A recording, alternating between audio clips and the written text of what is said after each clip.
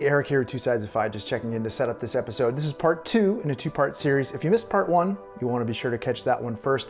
In part 1, we talk about tools, hacks, impactful purchases that we've made under $50. In part 2, we're talking about those which are between $50 and $250. So we're going to jump up. It's going to be under Yes. 250. Okay. And I want to be clear.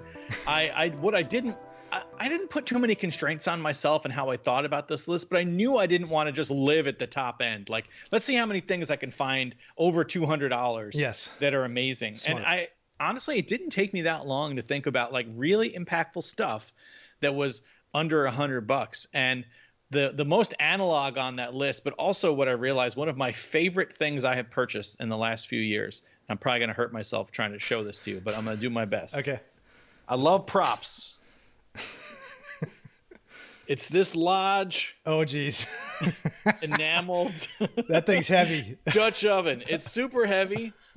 Look at the nice lid. Why'd you get the blue? I like the blue. Oh, I mean, man, that was the color of my room growing up, man. I have strong yes, it aversion was, to that. actually. I wouldn't have remembered that, but it totally was. Royal At least blue. you didn't have like wallpaper with little football players on it like I did. That Which, was to be blue clear, too. We inherited. It was not my parents' hope for me that I would become a football player. Your I think love I of probably realized football. as a toddler that was not in the cards for this guy. But we'll leave the football player wallpaper aside because it got drawn on and all sorts of terrible stuff. But this. Honestly, I do like that traditional orange Le Creuset one. Yes, But, yeah. Honestly, if you're spending $300 on a Dutch oven, I got news for you. As someone who's been cooking for decades, you're doing it wrong. Right. I'm sure someone's going to come in the comments and tell me why I'm wrong about this. But honestly, I'd rather have one of these guys, which does everything I need it to do incredibly well, than one of those high-priced ones. And I still think it looks great. I can leave this out. How much is that? How much is this? $75. Oh, really? Okay. And it's insanely good. It's not like the enameling is chipping or anything like that. The heat is, of course, very even. We're talking about cast iron inside this thing. It's just been enameled. So people who don't know what a Dutch oven is and who can't see what you're raising up in the good podcast. Point. We do have audio people. Sorry about that, audio podcast land. This is a enameled cast iron Dutch oven. And how big is it? I think this one is 6 quarts, if I remember right. Yep. Okay. I should have flipped it over That's and looked big. at that tiny writing. Yeah. But I find that versatility comes with that size. So not only is it good for, things that are kind of obvious like soups and stews, but I do sauces in there. If I'm doing stir frying, sauteing, I do all of that in this because the sides are so tall. I can get it plenty hot if I need to do higher temp stuff. But honestly, most stuff doesn't need those high temperatures. You're just going to burn everything. But I would like to make the outrageous claim that with a Dutch oven and one really good multi-purpose knife, you probably read The 4-Hour Chef, like a Santoku knife is one of the best knives you can have. With this pot and that, you can do almost anything. I think I'm like 90% there. There's some other niche kitchen items for people who like to cook, but man, with this, just one good thing. This thing was like such a big part of the last 2 years of my life.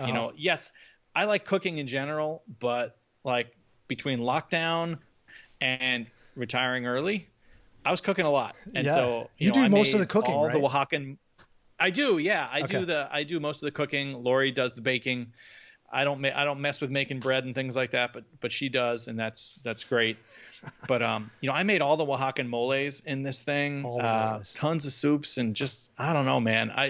I find it hard to describe why I like this thing so much, but it's just so versatile. It cleans up easily. It's bomb proof. And it was $75. The knife that I prefer costs more than that. And I don't even have particularly fancy knives. Yeah. So I'm going to push back on the cleans up easily though, because we have one of those. We have a Cuisinart one, which is right in the same price range. We didn't spring for the Le Creuset one.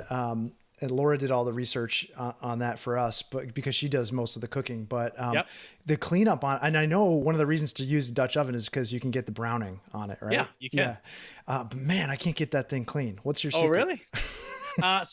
All I do is put hot water on it and I always let it soak. Yeah. Okay. I let it soak and then I use like a 3M purple scrubby. Okay. So that's really tough. Don't use that on something like nonstick, but it works really well on a surface like this.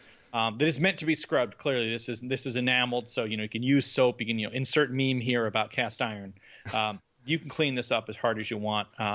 But I just use that synthetic scrubby, and it cleans up really well. I could think of like maybe one time when I was hard kind of cooking stuff in here for one of the moles, and I think I had to use boiling water instead. I'll do that too, because we just use like a what do you call those induction heat electric kettles, because we drink a lot of tea. So I just will run that thing full and dump boiling water on it and just let it sit. 30 minutes later, usually it scrubs right out. Okay, that's a good tip, man. Because as someone who doesn't do a lot of the cooking in the house, I pay by doing the dishes. So well, I mean, you gotta pay for that good food that I am lucky. Is being cooked for you.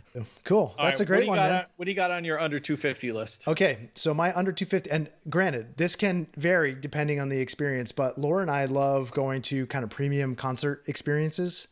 And when I say premium, I'm not necessarily meaning backstage. Right. Necessarily, but something where we have good seats, something close up, something where it's convenient, something where we have access to drinks or whatever conveniences are nearby, that we're not sharing a bathroom with like 4,000 people, but it's maybe like 400. You know what I mean? Okay. Yeah. Yeah. And tell me about it. What do you get for that? So besides so you get better seats. Yeah, and it's just better bathroom. Yeah, and honestly now, I mean, we're kind of aging up with the bands that we've been following. Yeah, me too. So it's like it's a little bit less of the visceral concert. Like I remember that concert we went to Anthrax Iron Maiden concert. Where was that? Was that in Rochester? I think so. That was Persistence of Time tour, right? So that pegs the date. Yeah, and there's like 1990. There's no premium seating in that show, man. It was a GA 5,000 seater. It's all just get your face walloped in by 1,000 other guys who are way more rugged than you are. So much bigger than we were. So I think what we're really getting is just the ease of showing up and being able to get to your seat. Like we'll show up like, I don't know, 15 minutes beforehand, and we'll be able to get to our seat. So that's easy. If we have easy access to drinks, like I said, that's kind of nice. If we can be close enough that we can actually make eye contact with the people on stage, that's nice premium. Like our goal is always like try and get something that they're chucking into the crowd. So for us, it's like just getting guitar picks from these guys. Yeah. And so I think we've been pretty successful in that. But, to me, it's like, I don't know. I just booked tickets for this M72 Metallica show, which is this kind of 2-day experience. I'm a little jealous. We did not get premium seats for that. And that was actually more than the 250. Yeah, I saw the prices on those premium seats. They were a lot. $7,200 for Selloutica, man. That's why they say it. $7,200. Okay, so did you see what that gets you? The $7,200. This is their $7,200. Yeah, I believe it came with a cooler that they filled once. You get your own platform. You get I saw the platform. A raised platform. Can you imagine what the people around you are going to be throwing at you? That's ridiculous. I'm not sure I'd want that. No, I don't think I would either. I feel like when you look at like, I don't know, I think about like some of the footage of like festivals.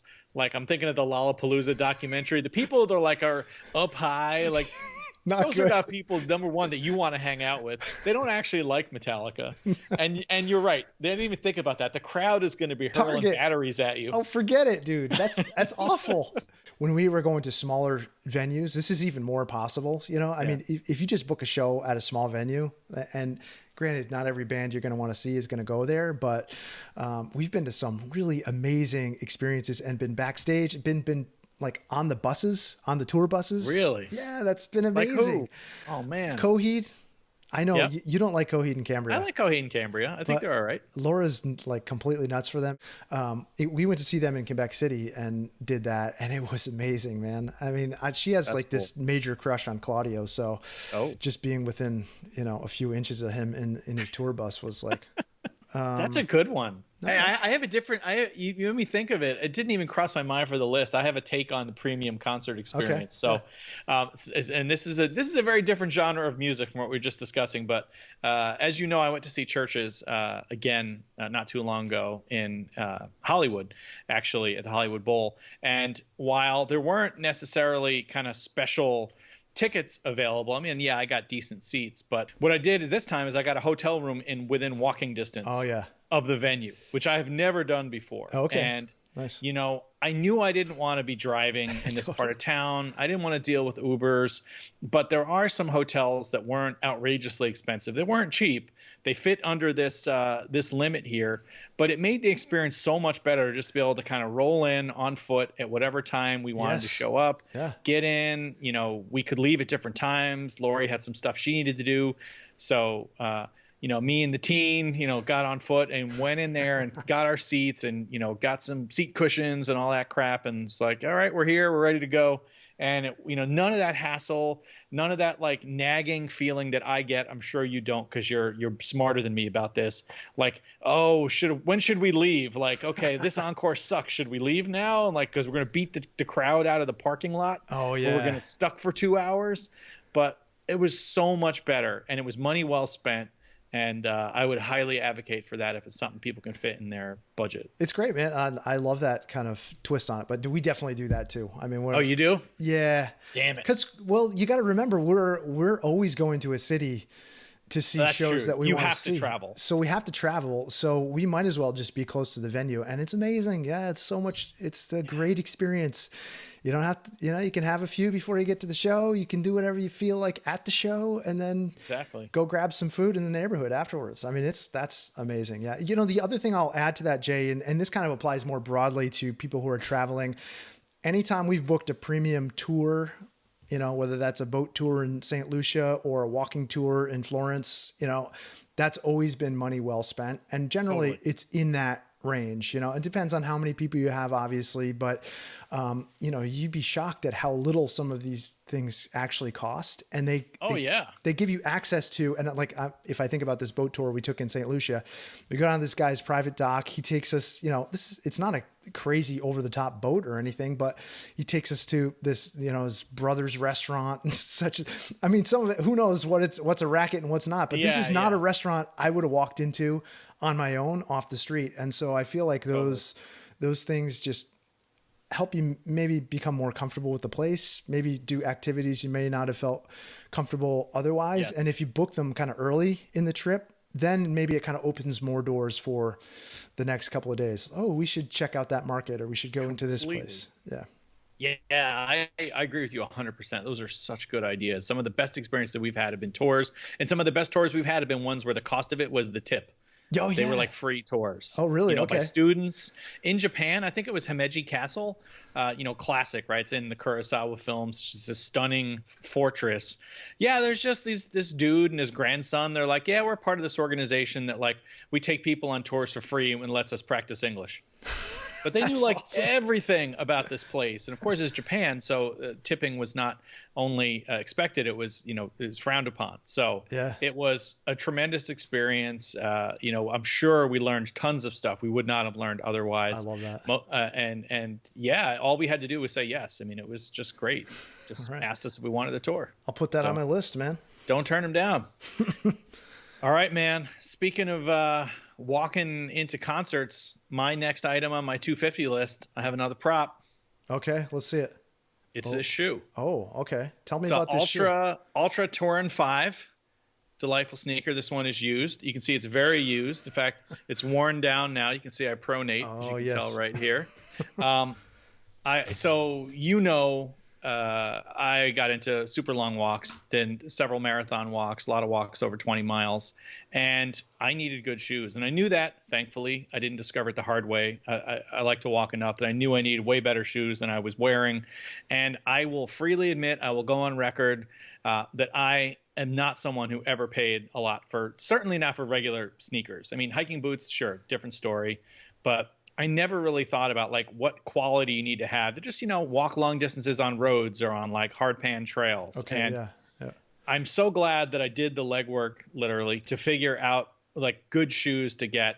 And I spent $150 on those when I first got them. I see them now on sale for $100 because they're not the current model anymore. And Ultra has made other shoes in that class that are fancier or look different or just new. And they drop the price. So do you have to go and buy like 10 pairs of these things now because they're going to discontinue them? No, actually, it's funny. Maybe I'll come back to it at the end, but I'm actually trying a different shoe now that I wore these out for kind of, you know, harder use. I'm trying a different one now. So I'm trying Hoka's, which are also super popular. Yes. Sure, Yes. But I mean, I'd never had what I would consider expensive sneakers before. I know some people like to fill their closet with expensive sneakers. I don't really think that's a good fire path decision. That they don't wear. Right. And by the way, when I say sneakers, I mean tennis shoes or whatever else you call them in your part of the world or country. I grew up in the Northeast. They are sneakers. But I honestly, I said this to Lori like probably 30 times the first month I bought these. I didn't know sneakers were supposed to be that comfortable. That's awesome. I mean, the toe box on those is super wide. They're just so lightweight, but they still like are just really comfy. It's like you're barely wearing them. Okay. And I mean, I never would have guessed that I would put a shoe on a list of the most impactful purchases, but these allowed so much. And, I didn't get that discouragement that you would get if you had a shoe that was fitting anything other than perfect.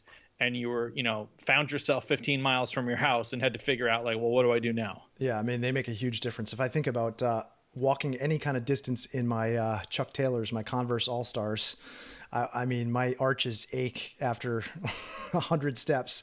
Oh, so, yeah. I mean, they're fairly comfortable shoes, but probably not for the kind of distance walking that you're doing. So that, I mean, and if you look at any kind of list of like most impactful purchases, it's going to be things like beds, shoes, clothing, things that you're, wearing. And you're lucky to have found such great shoes, man. I hiking boots are my thing. So, I found a pair of Ace Solos that I loved, super comfortable, but I'd wear through soles so quickly that I couldn't justify spending the money on them. They were like $200 pair of hiking boots.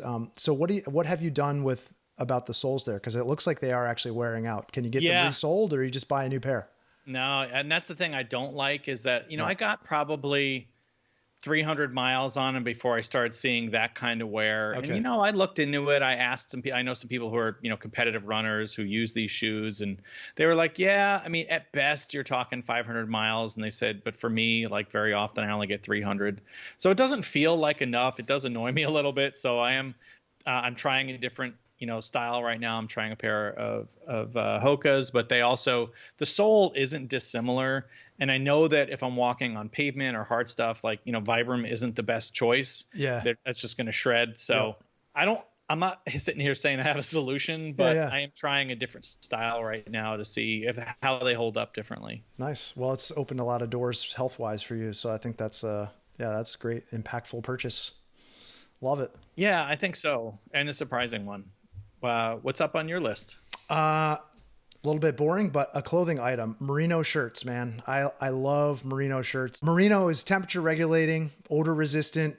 It's just kind of a bomb-proof material. This shirt, this is, not all merino is the same. Some of it's lightweight, some of it's heavyweight. For underlayers, I use the Smart Wool stuff. I think it's the Smart Wool 250. And those are a little more pricey. They're kind of like $110. This one's like 72, I think, this is like the 72-hour merino shirt. This is by Proof. It's sold by Huckberry. And basically you can wear this shirt for 72 hours without anyone being able to notice how bad you smell because you haven't washed it, kind of thing. But they're meant for traveling. They're they're super durable. What I like about this is I like the cut of it. I like that it has some detail to it so that I can wear it when I'm traveling. I can wear it out to a restaurant and not feel like completely underdressed. It's got a casual kind of feel to it, but you can you can get away with it be like bumping it up to being a little bit more dressy. So I just have a couple of these, couple of black ones and this charcoal gray one. And I just find them to be super comfortable. And, it's like when you find a shirt and you're like, I'm just going to wear that shirt. Yeah. That's me, man. Like with this, I don't want to have to do a lot of thinking about my wardrobe. The Smart Wool is 100% merino. The Proof ones like this, they have a little nylon in them, so they lay a little bit differently. And also they're more forgiving with the dryer. So the thing about merino is if you throw it tumble dry it and you happen to tumble dry it on high, it's going to shrink right up. Right. So the nylon prevents that from happening. Just a little different sheen to it. But yeah, man, I love these shirts. They're super, like I won't buy other shirts now. Really? Yeah. So, that's pretty big endorsement. But I'm a simple wardrobe guy, man. I don't I'll wear like cotton t-shirts or concert t-shirts and stuff like that. But like, for work, like this is my shirt. Definitely got to put that one in the show notes because I am looking for hiking shirts, and certainly the merino shirts of various brands come up on every backpacking list. And Yeah. so I don't have any. I have some different sort of breathable, but I think they're more synthetic shirts that I wear. And I also don't sweat enough, frankly. So it's not been a big deal, but I know that they're better for warmth than what I have. And, I've had a recent cold camping and hiking experience, so I am sensitized to this issue now. So I'm super curious if it would be a good match. If you are someone who sweats, I find a lot of those performance fabrics, they get kind of stink after a while. You can't get the stink out of them. And And that doesn't happen with merino. It's a pretty strong endorsement. All right, I'll check them out. I hate buying clothes, but I like buying clothes that I like. I know. And maybe we'll just cut this out because it's just too darn boring. But I don't know. You want to talk about boring? Okay, let's hear it. Dude, I have the most boring item on my whole list. Maybe somebody thought a $5 app is boring, but when I think about impactful, and Lori's going to love this when she sees it on the episode. I didn't show her my list, by the way. Okay. It's reading glasses. Oh my God, dude. What am I wearing? Dude. Amazing. I got to tell you, about 3 years ago, I don't know when this happened for you. I want to hear your story. Like 3 years ago, I realized that like a lot of other people who age, well, we all do, the book starts getting farther and farther away. And I've always had great vision, right? 2015, no issues with distance. Everything's great. But I'm also a biologist, and I know well that presbyopia, this thing we all do, affects most people. Yes. And it doesn't really settle down until your mid-50s, apparently. Early 50s to mid-50s is what I was told when I asked my ophthalmologist about it. But, I've been getting an annual eye appointment for about 5 years now. I freely admit I did not do it before then, but I did start. I don't even remember why. And, in the last few years, it was like getting worse and worse. And I was like holding my book farther away and low light sucks. Oh, yes. And, it's so frustrating. And Lori would just, rightfully be like, why the hell don't you do something about it? You're going to the eye doctor anyway. It's an admission of getting older. That's the problem I had with it, man. I don't know. I remember waking up in the mornings and like I'd pick up my phone to try and read. I'm like trying to keep rubbing my eyes. I'm like, I just can't get a clear sight. Man, reading glasses super impactful, especially given how much you and I both read. Yeah, we do, and we spend a lot of time on devices. And I guess if I know that there are plenty of people in our age range, a little younger, a little older, whatever, who watch this show. And if there's one thing you take from this, like, just give in and get the stupid reading glasses. Like, no, you don't have to wear progressives all the time if you don't want to, but at least get them for reading. It's a huge game changer. I can read in lower light perfectly now. I don't have to increase the font size on my phone, which now your teen won't make fun of you like mine does every day if I don't wear my glasses. So, I mean, it felt dumb that I waited so long, to be perfectly candid. And maybe it cost $150 because I got, decent frames. I didn't get amazing frames. I could have gotten them cheaper than that. Right. Totally. And if your eyes are similar, you could just get the readers from CVS or Walgreens or wherever. But, if my eyes are a little different. They're not the same prescription. So I got prescription glasses, and I never would have guessed it made such a huge difference, even though it's so obvious that it would. It does. I give my stamp of approval to that too, Jay. I mean, it feels like a kind of an old man thing to say, but I did the same thing. I got my eyes are a little different. I think everyone's are. It's just whether or not the readers are okay enough for you, for your dominant eye. But I spent probably about the same that you did, and it was covered by your insurance. So depending on your insurance, it may already be kind of, you may get one pair of glasses every year. And having seen other people in my family, well, now people are going to these kind of the bifocals, what are they called? They're kind of progressives, where you have the different, it's all built in. Yeah. Lori really wants me to get a pair of those. She's like, then you'll have them all the time. I don't know, dude. I don't know if I want to make that transition yet. But. I don't know either. Right now I have the ones that are for the computer. They just got, the blue filter. I'm farther away. So it's not much of a prescription, but, and it does matter. And then I got these readers that I just showed that are for every, all the close up stuff. Love it. It's huge. All right. It feels lame, but I don't know, man. Can you top that for lameness? How about this for lame? Come on, man. Another pencil. That's a good choice. You went back to digital though, didn't you? I did, yeah. Apple Pencil 2. This thing's amazing. When you use it with Procreate, it's like actually absolutely essential. So for an artist, yeah, I mean, it's hard to deny how great that pencil is. And actually, I know plenty of people who aren't artists who use it with their iPads and such. It does require a bigger expenditure. So, I don't want to end on that though. I was thinking, we are both in such a privileged position to be speaking about financial independence and contemplating it, and our audience and listeners are too. And I do think there's a great value, especially this time of year, thinking about what you give back to people. And I'd like to think we give back via this show and in other ways, but giving back locally to charities, places that really need it, especially in this time right now. It's a really hard time for people to be paying employees, and labor expenses are going up. Yes. I think about our local daycare places that we benefited from when our kids were younger, food banks. There are plenty of charities that you can look out to and give, be generous with tipping. As I think about those experiences, like if you're lining up at the drive-through, pay for the person's order behind you.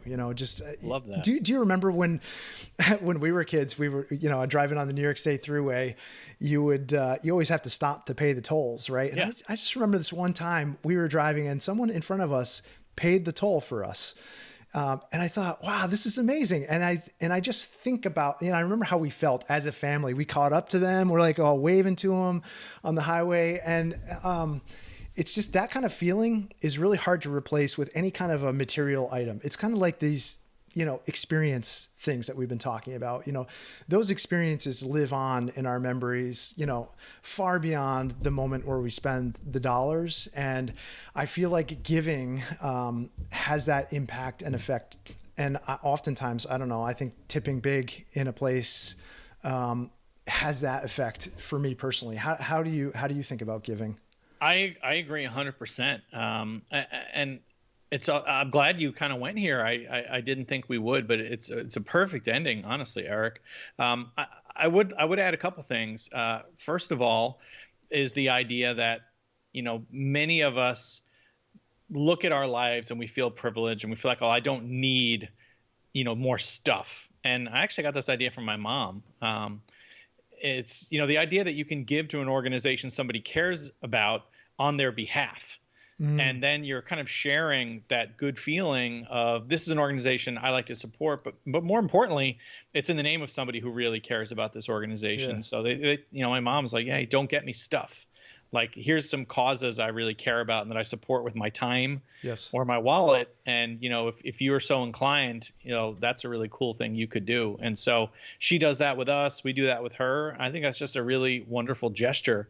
I think the other thing I would add, especially for people, who, maybe, living on a tighter budget or aren't as able to give financially as much to the organizations they want to give, the idea of giving time.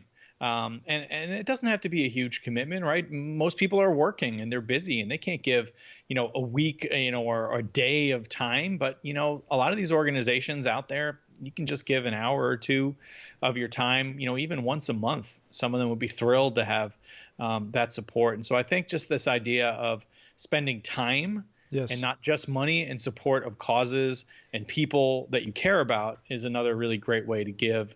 And feel fulfilled from an expenditure, right? It's just a not monetary, it's a personal expenditure. Totally, man. Yeah, well said. I love it. And we're always donating to research causes, those things that we believe in, and, trying to make a better world and not just have more stuff. All right, Jay, I think that was a pretty thorough list, and I think it gave people maybe an insight to how we think about the world, which I always like here. It's less about the thing, less about the money, more about what it opens up. How intentional can we be with how we invest our time and dollars? And I just want to say to you, it's been a great year. We've made a lot of shows this year. I want to say to our audience, thank you for showing up week after week and leaving comments and supporting us. I really get a lot of benefit out of this. I really appreciate you guys, and I wish you a happy 2023. I don't know how to add to that, man. Happy holidays, everyone. Be safe. Enjoy your time with your family and friends, and be well. And thanks for your support. Thank you, Eric. Cheers, man. Cheers.